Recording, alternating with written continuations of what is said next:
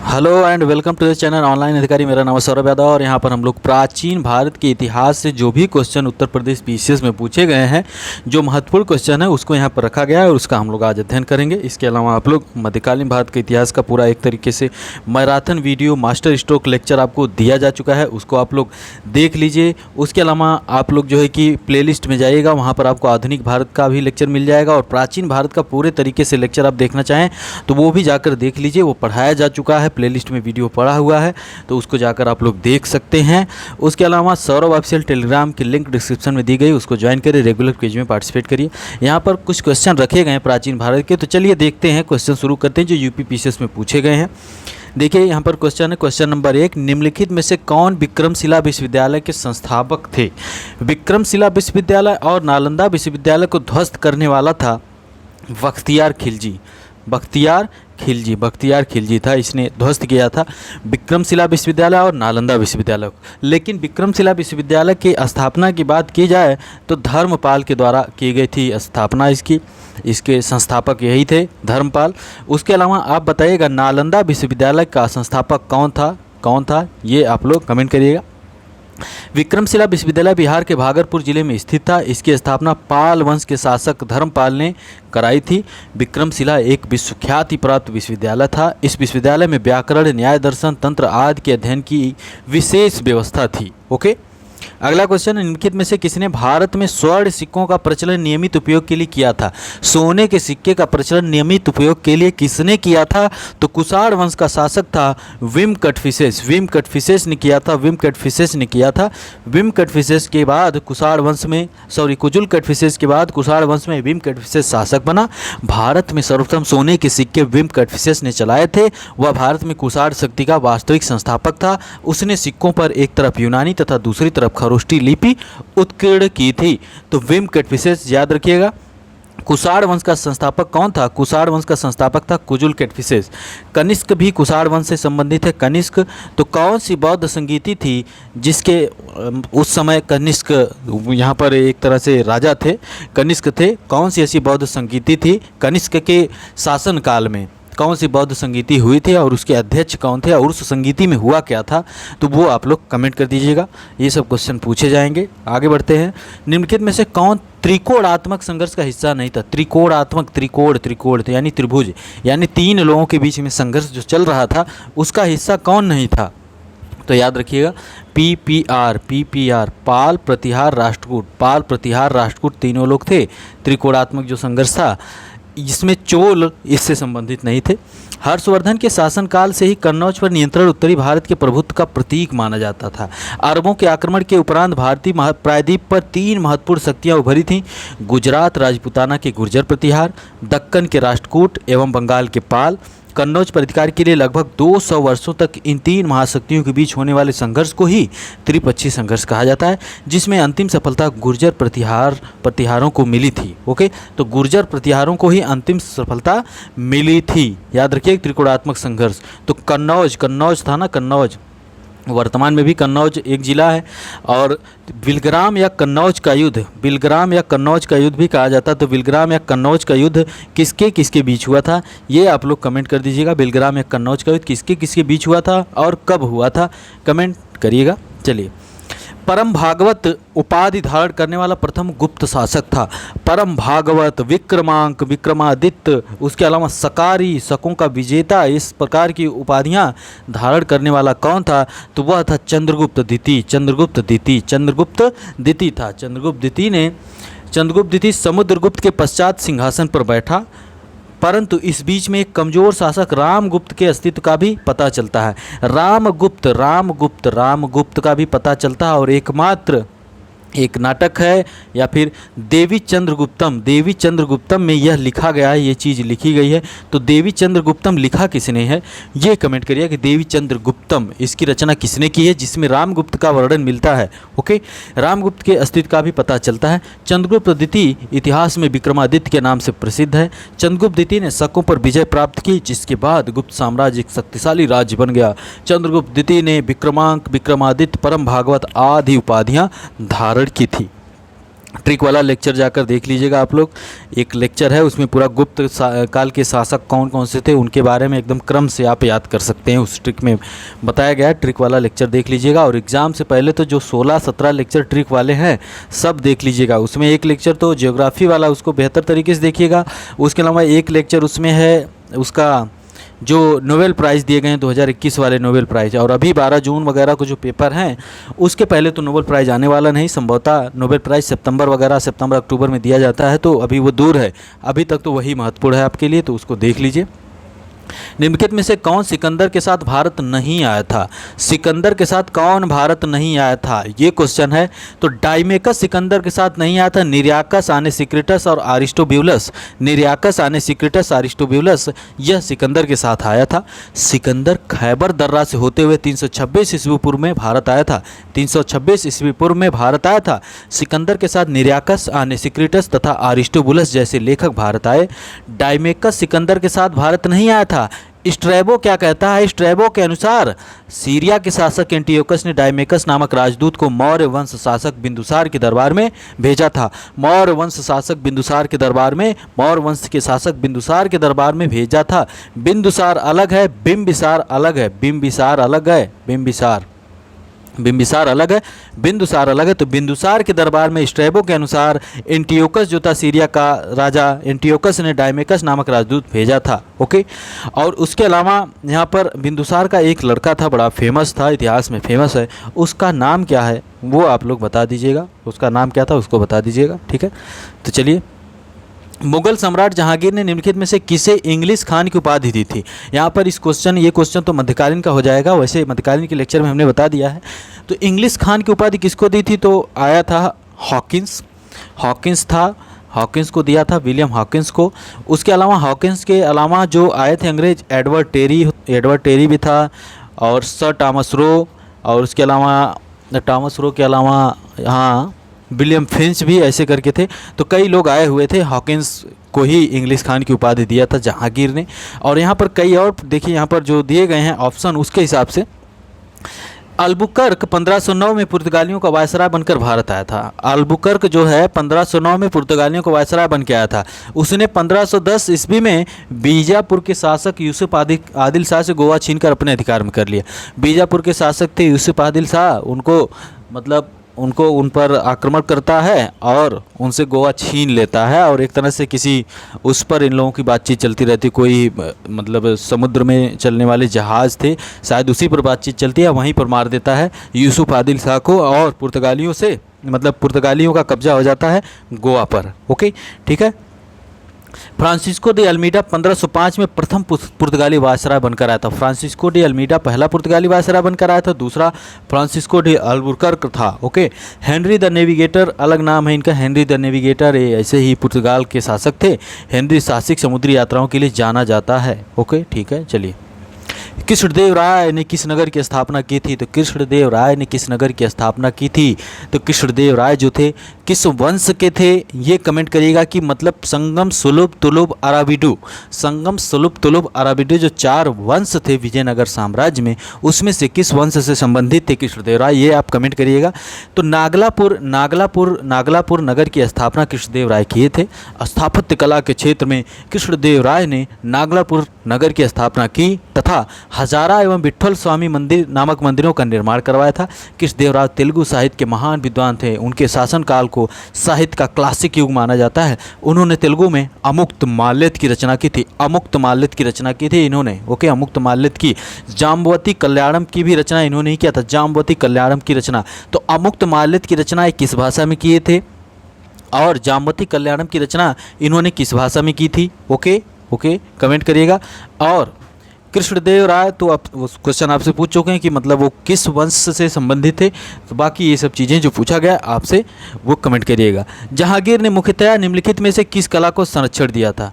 कौन सी कला थी जिसको जहांगीर ने संरक्षण दिया था? तो लगभग सबको पता होगा कि जहांगीर चित्रकला को संरक्षण दिया था। तो एक चित्रणशाला की भी स्थापना करवाया था जहांगीर ने।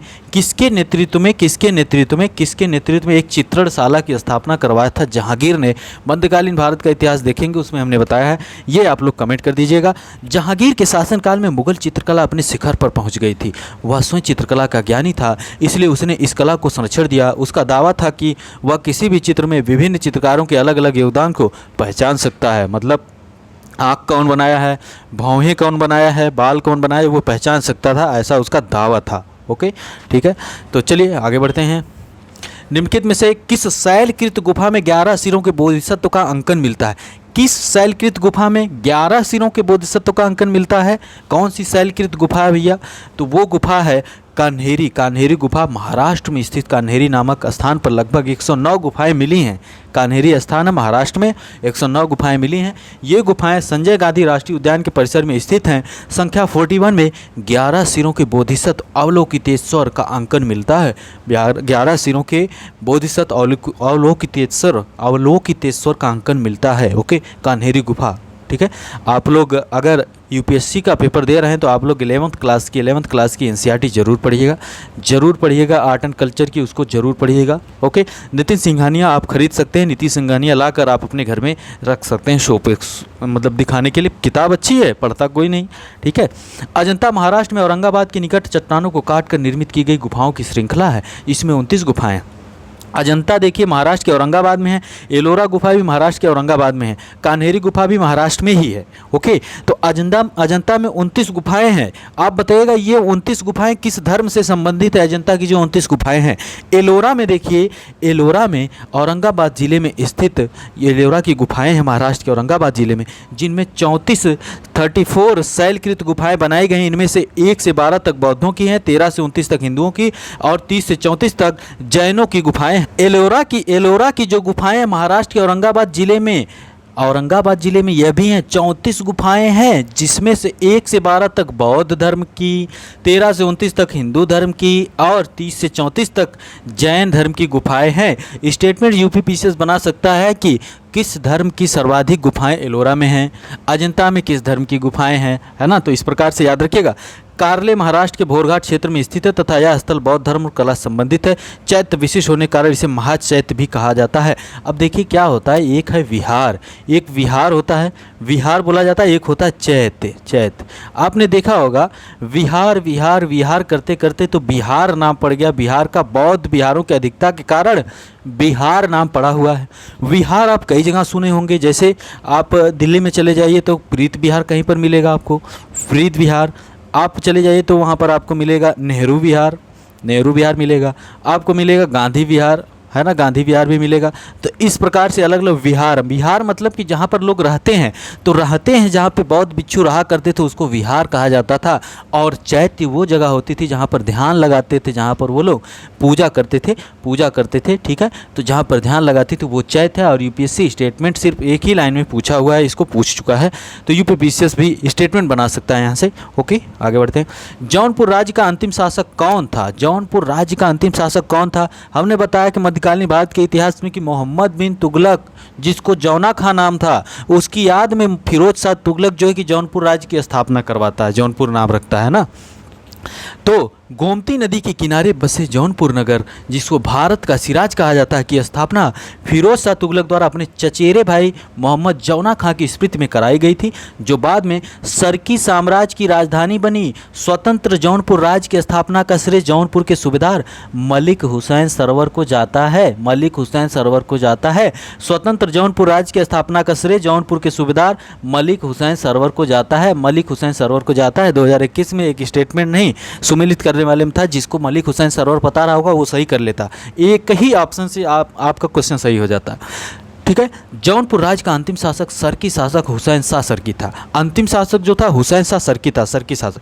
बहलोल लोदी जो था, लोदी वंश का अंतिम शासक बहलोल लोदी ने जौनपुर पर आक्रमण किया तथा दिल्ली सल्तनत का हिस्सा बनाकर अपने पुत्र बरबक शाह को वहाँ का शासक नियुक्त किया। बरबक शाह को वहाँ का शासक नियुक्त करता है कौन? बहलोल लोदी, जौनपुर का। तो बहलोल लोदी, आप बताइएगा कौन सा ऐसा शासक था जो युद्ध स्थल में मारा गया था, मार दिया गया था, जान से मार दिया गया था, वहीं पर उसको निपटा दिया गया था। ये आप लोग कमेंट कर दीजिएगा। ओके, आगे बढ़ते हैं। निम्नलिखित में से सिंधु सभ्यता से संबंधित कौन से केंद्र उत्तर प्रदेश में स्थित हैं? आजकल बड़ा मतलब आजकल क्या पिछले कई वर्षों से 2-3 साल से आयोग का ध्यान बड़ा इस पे जा रहा है कि बताओ ये कौन सा स्थल कहाँ पर है, सिंधु घाटी सभ्यता का स्थल कहाँ पर है।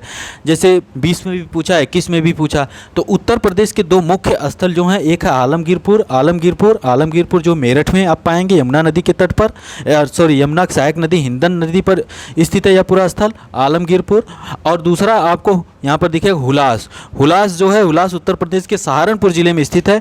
हुलास से संदैव लिपि का एक ठप्पा प्राप्त हुआ है, हुलास से संदैव लिपि का एक ठप्पा प्राप्त हुआ है हुलास। तो आलमगीरपुर और हुलास ये दोनों जो हैं ये हैं उत्तर प्रदेश में। ओके, और ये हिंडन नदी जो हमने बताया था उत्तर प्रदेश स्पेशल के लेक्चर में कि हिंडन नदी जो है, हिंडन एयरबेस भी है गाजियाबाद में, वहाँ से होकर जाती है। उसके अलावा आप यहाँ से कालीबंगा जानते हैं, कालीबंगा, बालाथल ये राजस्थान में है।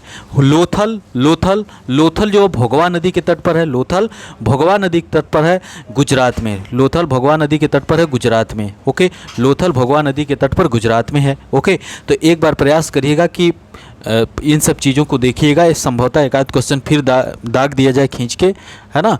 तो चलिए अगला क्वेश्चन देखते हैं।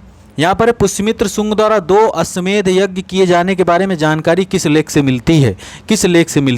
पुष्यमित्र शुंग का एक लड़का था, क्या नाम था उसका? अग्निमित्र, उसका नाम था अग्निमित्र, है ना। और एक थी मालविका थी, एक थी मालविका, और ये थे पुष्यमित्र शुंग के लड़के अग्निमित्र, दूसरी इधर थी मालविका।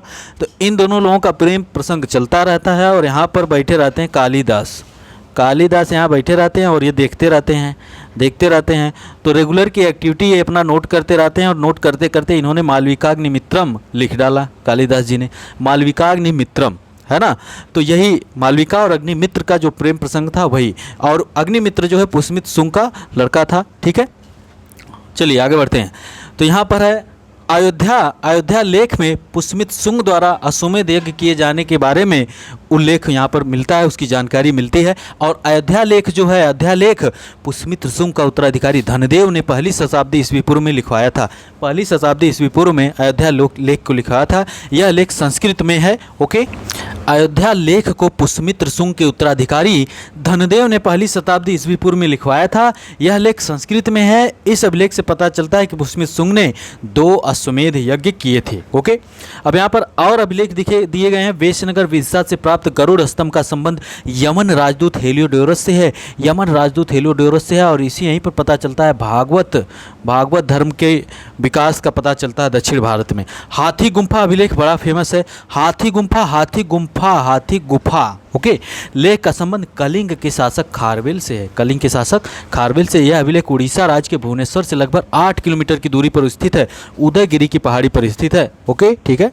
सारनाथ लेख का संबंध, अब सारनाथ की बात हो रही है तो अशोक जी से ही होगा संबंध। सारनाथ लेख का संबंध मौर्य शासक अशोक से है। सारनाथ स्तंभ पर देवनागरी लिपि में सत्यमेव जयते अंकित है। सत्यमेव जयते मुंडको उपनिषद से लिया गया है, और मुंडक उपनिषद जो अथर्ववेद का उपनिषद है। तो किस वेद में सभा और समिति को प्रजापति की 2 पुत्रियां कहा गया है? ये कमेंट कर दीजिएगा आप लोग। ओके, चलिए यहाँ पर देखिए, ये बहुत पेटेंट क्वेश्चन है। पेटेंट का मतलब कि बड़ी मोहब्बत है आयोग को इस क्वेश्चन से, क्योंकि आयोग पिछले 3 वर्षों से इसी को घुमा फिरा क्वेश्चन पूछ रहा है। और देखिए ये पूछा गया है क्वेश्चन। अब ये पल्लव राजवंश है, पल्लव राजवंश हो गया। पल्लव की राजधानी कांची है, पांड्य की मदुरा है, यादव की देवगिरी, काकती वारंगल। इन्हीं सबको घुमा के पूछ रहा है। तो आप लोग थोड़ा और देख लीजिएगा इसके आसपास, जैसे चोल चेर पांड्य, इन तीनों लोगों के बारे में देख लीजिएगा, अच्छे से देख लीजिएगा। हाँ, इसमें देखना क्या है कि इनकी राजधानी क्या है, उसके अलावा इनका प्रतीक चिन्ह क्या था, महत्वपूर्ण जो शासक में जैसे एलारा का भी कहीं पर नाम आएगा, एलारा, करिकाल का नाम आएगा, तो इन लोगों के बारे में देख लीजिएगा। एक पुहार बंदरगाह भी कहीं पर, उसके बारे में भी आप लोग देख लीजिएगा, ज़रूर देख लीजिएगा। ओके, ठीक है, चलिए आगे बढ़ते हैं हम। निम्नलिखित में से किस भारतीय पुरातत्ववेत्ता ने पहली बार देखा था किसको? शैलचित्रों, भीमबेटका गुफा के शैलचित्रों को किसने पहली बार देखा था? तो भीमबेटका की गुफा मध्य प्रदेश के रायसेन जिले में स्थित है, एक पुरा पाषाण कालिक गुफा है है ना। इस गुफा के तो देखे तो बहुत लोग रहे होंगे पहले, लेकिन देखे होंगे कहे होंगे किसी ने बना के चला गया होगा, कोई चला गया होगा, ऐसे बन गई होगी डिज़ाइन वगैरह जो भी बना है। आप एनसीईआरटी में देखेंगे उसमें दिया है, या फिर नेट पे सर्च करेंगे वहाँ पर भी आपको मिल जाएगा चीज़ें बनी हुई जो है भीमबेटका गुफा में। तो वी.एस. वाकांकर थे, वी.एस. वाकांकर, इनका पूरा नाम है विष्णु श्रीधर वाकांकर ने, है ना, 1957-98 में इसकी खोज इन्होंने की थी। ओके, यह विंध्याचल की पहाड़ियों के निचले छोर पर है।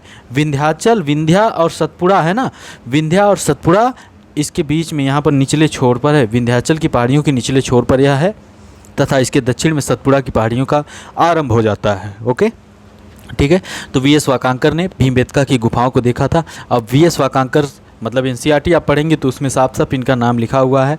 तो वो एनसीईआरटी अगर एग्ज़ाम के बाद प्रयास करिएगा कि एक बार एनसीईआरटी ढंग से पढ़ लें, एनसीईआरटी पढ़ लीजिएगा तो बहुत फ़ायदा होगा आपको। घूम फिर के क्वेश्चन वहीं से पूछे जाते हैं ज़्यादातर, चाहे यूपीएससी हो चाहे यूपीपीसीएस हो। ओके, यहाँ पर देखिए महाजनपद की बात करते हैं तो महाजनपद जो 16 महाजनपद थे उनकी राजधानियाँ हमेशा पूछी जाती हैं, हमेशा पूछी जाती हैं। पिछली बार पूछा गया कि उत्तर प्रदेश में कितने महाजनपद थे, 16 महाजनपदों में से उत्तर प्रदेश में कितने थे। अब पूछा जा सकता है कि बिहार में कितने महाजनपद थे, या फिर राजधानियां हमेशा पूछी जाती हैं। ओके, तो जैसे मत्स्य, एक तो याद रखिए मस्त जो है पश्चिमी भारत में मस्त जो विराटनगर यानी राजस्थान का एक महाजनपद था मत्स्य, जिसकी राजधानी विराटनगर थी। एक है अस्मक, अस्मक महाजनपद है जो दक्षिण भारत का एकमात्र महाजनपद था, इसकी राजधानी पोटली थी, पोतन या पोटली थी। कुरु जो है इंद्रप्रस्थ, इसकी राजधानी मेरठ या दक्षिण पूर्वी हरियाणा। सूरसेन मथुरा। तो ये देखिए ये दोनों उत्तर प्रदेश के हैं। उत्तर प्रदेश में 8 महाजनपद हैं। यूपी स्पेशल का लेक्चर हमारा पूरा जो मास्टर स्ट्रोक लेक्चर है उसको देख लीजिएगा, बिना देखे मत जाइएगा। ओके, तो कुरु, इंद्रप्रस्थ, सूरसेन, मथुरा। बाकी जो महाजनपद है उत्तर प्रदेश में 8 महाजनपद, बिहार में 3 हैं, एक 8 3 11 हो गया, एक दक्षिण भारत में हो गया, इधर आंध्र प्रदेश में है अस्मक वाला, और उसके अलावा एक आप देखेंगे कि 8 3 11, एक 12 आंध्र प्रदेश, 13वां जो है कि वहाँ पर हो गया आपका राजस्थान में, 14वां एक आपको मध्य प्रदेश में मिलेगा। उसके अलावा 2 महाजनपद और ऊपर हैं कश्मीर वगैरह के साइड हैं। तो इस प्रकार से याद कर लीजिए उसको, उनकी राजधानियाँ जरूर देख लीजिए। ओके, चलिए। चीनी लेखक भारत का उल्लेख किस नाम से करते थे? चीनी लेखक मतलब चाइना वाले लेखक, चीनी मतलब शुगर नहीं, चीनी नहीं, है ना। तो चाइना वाले लेखक जो थे भारत का किस नाम से उल्लेख करते हैं? देखिए कन्फ्यूजन यहाँ पर होता है, कन्फ्यूजन होता रहता है। चीनी लेखक जो है कि करते थे उल्लेख यिनतू और यिनतू और थियांतु नाम से करते थे। यिनतू और थियांतु नाम से ये उल्लेख करते हैं, यिनतू और थियांतु नाम से भारत का उल्लेख ये सब करते हैं चीनी लेखक। ओके, तो आप लोग कमेंट करिएगा। आप जैसे सी क्यू की ऐसे करके एक है किताब है, इसको किसने लिखा? चलिए ये क्वेश्चन छोड़िए, दूसरा देखते हैं। एक था फाहियान, एक थे वेनसोंग और एक थे इत्सिंग। इन तीनों लोगों के आने का क्रम क्या है? काल क्रमानुसार, जो यूपीपीसीएस पूछता है ना, काल क्रमानुसार सेट करिए, है ना, काल क्रमानुसार, या फिर कोई क्रोनोलॉजिकल ऑर्डर में सेट, क्रोनोलॉजिकल ऑर्डर की बात करता है। तो ये आप लोग लिखिए, मतलब बताइएगा। और क्या इन लोगों ने कोई किताबें लिखी हैं? तो किताबें भी अगर संभव हो सके तो ज़रूर कमेंट कर दीजिएगा। ओके, ठीक है। निम्नलिखित में से किस वंश के शासकों को पुराणों में श्री पर्वती कहा गया? किस वंश के शासकों को श्री पर्वती कहा गया? इक्ष्वाकु वंश के शासकों को पुराणों में श्री पर्वती कहा गया है। और इक्ष्वाकु वंश के ही तो थे, श्री राम जी इक्ष्वाकु वंश के ही थे। अगर हम सही हैं तो सही होगा। तो इक्ष्वाकु वंश के शासकों को श्री पर्वती कहा गया पुराणों में। इक्ष्वाकु वंश के लोग कृष्णा गुंटूर क्षेत्र में शासन करते थे। पुराणों में उन्हें श्री पर्वती तथा आंध्रभृत्य कहा गया है। पहले वे सातवाहनों के सामंत थे, किंतु उनके पतन के बाद उन्होंने अपनी स्वतंत्रता घोषित कर दी थी। अतः विकल्प बी सही है। और इक्ष्वाकु वंश का संस्थापक श्री शांतमूल था। इक्ष्वाकु वंश का संस्थापक, वह वैदिक धर्म का अनुयायी था। श्री शांतमूल का उत्तराधिकारी माठरी पुत्र हुआ, जिसने लगभग 20 वर्षों तक शासन किया था। श्री शांतमूल जो कि इक्ष्वाकु वंश के संस्थापक थे। ओके, बौद्ध संघ में भिक्षुणी के रूप में स्त्रियों के प्रवेश की अनुमति बुद्ध द्वारा दी गई थी। कहाँ पर स्थान पूछा गया? ये भी यूपीपीसीएस संभवतः 2012 का क्वेश्चन होगा। बौद्ध संघ में भिक्षुणी के रूप में स्त्रियों के प्रवेश की अनुमति बुद्ध द्वारा दी कहाँ गई थी? अब यहाँ पर जो डिस्क्रिप्शन दिया गया इसमें बहुत महत्वपूर्ण चीज़ें हैं। कहाँ पर दी गई थी? तो ये याद रखिएगा, वैशाली में। गौतम बुद्ध अपने धर्म प्रचार के दौरान राजगिरी से चलकर लिच्छवियों की राजधानी वैशाली पहुंचते हैं यहाँ उन्होंने 5वां वर्षा काल बिताया। लिच्छवियों ने उनके निवास के लिए एक महावन में प्रसिद्ध कुटाग्रशाला का निर्माण करवाया। वैशाली की प्रसिद्ध नगर वधु आम्रपाली उनकी शिष्या बनी तथा उसने भिक्षु संघ के निवास के लिए अपनी आम्रवाटिका प्रदान कर दी। इसी स्थान पर बुद्ध ने प्रथम बार महिलाओं को भी अपने संघ में प्रवेश करने की अनुमति प्रदान की। अपने प्रिय शिष्य आनंद के अनुरोध पर, आनंद जो था उनका प्रिय शिष्य, उसके अनुरोध पर ही दिया था, है ना, महिलाओं को अनुमति दिए थे कि अब एंट्री कर देते हैं, चलिए, अनुरोध किया था। तथा भिक्षुणियों का संघ स्थापित हुआ। संघ में प्रवेश पाने वाली प्रथम महिला बुद्ध की सौतेली माता प्रजापति गौतमी थी। सौतेली माता प्रजापति गौतमी थी संघ में प्रवेश पाने वाली पहली महिला। ओके, आम्रपाली इनकी शिष्या बनी। उसके बाद ये सब हुआ। आम्रपाली एक आम की वैरायटी भी है ना, आम की वैरायटी है। दशहरी आम जो मलिहाबादी उत्तर प्रदेश, दशहरी पाया जाता है मलिहाबाद उत्तर प्रदेश के लखनऊ के पास, है ना, लखनऊ के पास। दशहरी और नीलम आम उनकी संकर प्रजाति जो है आम्रपाली है। ओके, आम्रपाली दुबे नहीं, भोजपुरी स्टार है ना वो, आम्रपाली दुबे, ठीक है। हाथी गुम्फा अभिलेख, यहाँ पर देखिए कुछ अभिलेख हैं, इनको देख लीजिएगा। आपने लेक्चर नहीं देखा तो उन सब लेक्चर को जाकर देख लीजिए। 2 लेक्चर में प्राचीन भारत का इतिहास हमने कंप्लीट किया, दोनों लेक्चर देख लेंगे, बहुत फ़ायदा होगा आपको। यहाँ पर देखिए हाथी गुम्फा अभिलेख, शासक थे खारवेल, हमने अभी बताया, खारवेल की शासन घटनाओं का क्रमबद्ध विवरण। जूनागढ़ अभिलेख, गिरनार अभिलेख, रुद्रदामन, इसमें रुद्रदामन की विजयों एवं कृतित्व का विवरण। नासिक अभिलेख, गौतमी बलश्री रचनाकार, सातवाहनकालीन घटनाओं का विवरण। प्रयाग स्तंभ लेख, समुद्रगुप्त की जानकारी, इसके विजय एवं नीतियों का पूरा विवरण। एहोल, इसको लिखा है रवि कीर्ति ने। प्रयाग स्तंभ लेख किसने लिखा है? अगर किसी ने लिखा है तो जरूर कमेंट कर दीजिएगा। पुलकेशिन द्वितीय, एहोल अभिलेख पुलकेशिन द्वितीय, रवि कीर्ति ने इसे लिखा है। हर्ष एवं पुलकेशिन द्वितीय के युद्ध का वर्णन है। भीतरी स्तंभ लेख और जूनागढ़ स्तंभ लेख स्कंदगुप्त से संबंधित है, इसके जीवन की अनेक महत्वपूर्ण घटनाओं का विवरण है। मंदसौर मालवा नरेश यशोधवर्मन, सैनिक उपलब्धियों का वर्णन। ग्वालियर अभिलेख प्रतिहार नरेश भोज। देवपाड़ा अभिलेख बंगाल शासक विजय सेन से संबंधित है। तो संभवतः एक क्वेश्चन सुमेलित करने के लिए यहाँ से आपके एग्जाम में मिल सकता है। ओके, और यहाँ पर देखिए जो कुछ रचनाएं वगैरह हैं जिसके द्वारा इतिहास पूरी तरीके से लिखा गया, कई स्रोतों से इतिहास में चीज़ें रखी गई, इनसे चीज़ें प्राप्त हुई, इसको तो आपको पता होना चाहिए। जैसे अष्टाध्यायी को लिखा है पाणिनि ने, जो कि एक व्याकरण ग्रंथ है। मुद्रा राक्षस को विशाख दत्त ने लिखा है, लेकिन अष्टाध्यायी की पाणिनि है और अष्टाध्यायी पर टीका महाभाष्य रचना है, पतंजलि लिखते हैं। पतंजलि की महाभाष्य जो अष्टाध्यायी पर टीका है, और इसमें पुष्यमित्र शुंग के विषय में जानकारी मिलती है।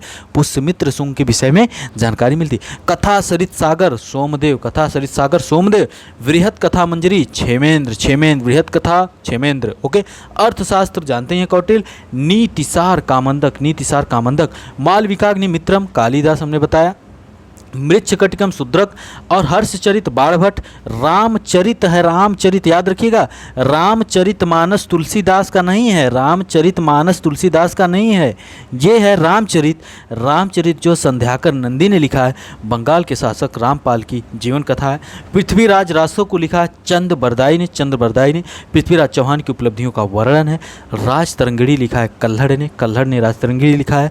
तो कमेंट करिएगा, कल्हड़ कौन सा कश्मीर का शासक था और कौन सा वंश था जिसके शासनकाल में कल्हड़ थे। ठीक है, चलिए यहाँ पर वही जो हमने बताया अभी। एक देखिए यहाँ पर महत्वपूर्ण क्या है, पेरिपल्स ऑफ द इरिथ्रियन सी, ये एक अज्ञात लेखक की पुस्तक है, क्योंकि इनसे भारत के भूगोल एवं व्यापारिक वस्तुओं के बारे में जानकारी मिलती है। ये बेचारे अज्ञात, मतलब कि हम लोग कोई किताब खरीदते हैं, कॉपी खरीदते हैं, जब भी कॉपी खरीदते हैं हम तो यही करते हैं, हमने बहुत लोगों को यही देखा है, कॉपी खरीदते ही सबसे पहले हम लोग क्या करते हैं, नाम लिख देते हैं, नाम लिख दिए। ओके, उसके बाद अंदर भी कहीं ना कहीं नाम लिखा ही रहता है। कोई चैप्टर पढ़ रहे हैं वहाँ पर नाम लिख दिए, है ना, तो ये सब चलता रहता था। लेकिन ये बेचारे पूरी किताब लिख डाले पेरिपल्स ऑफ द इरिथ्रियन सी और अपना नाम ही लिखना भूल गए। और आज की डेट में इतिहास में इनका योगदान है अज्ञात लेखक, अज्ञात लेखक, अज्ञात लेखक। अब पता नहीं कहाँ से खुदाई होगी तब इनका पता चलेगा, वैसे अब तो मुश्किल है पता चल जाए। यहाँ पर देखिए हैं हेरोडोट्स को इतिहास का पिता कहा जाता है, इन्होंने हिस्टोरिका लिखी है, हेरोडोट्स को इतिहास का पिता हिस्टोरिका। और निराकस अनसिक्रिटस अरिस्टोब्यूलस, तो ये तो सिकंदर के साथ भारत आए ही थे। मेगास्थनीज की इंडिका है, मेगास्थनीज ने इंडिका लिखी है। और उसके अलावा प्लिनी की नेचुरल हिस्ट्री है, प्लिनी की नेचुरल हिस्ट्री। टॉलेमी ने लिखी है जियोग्राफी लिखी है। बाकी आपसे क्वेश्चन हमने पूछ लिया है, वो बता दीजिएगा आप लोग। और आगे देखते हैं कुछ और है, तो यहीं तक चीज़ें हैं। तो बहुत ही बेहतर लेक्चर था वैसे, और आपको भी अच्छा लगा होगा। जो क्वेश्चन तो कई पूछे गए हैं, और आप लोग लेक्चर देख लीजिएगा। और आज लेक्चर देख रहे हैं तो आज ही प्राचीन भारत का इतिहास जो 4 घंटे का लेक्चर है उसका समय निकालिए, प्राचीन भारत का इतिहास 4 घंटे में कंप्लीट करिए, बेहतर तरीके से पढ़ डालिए, रिवाइज करिए। समय बहुत कम है इसलिए बेहतर तरीके से पढ़िए। मिलते हैं आपसे अगले लेक्चर में। बहुत बहुत धन्यवाद।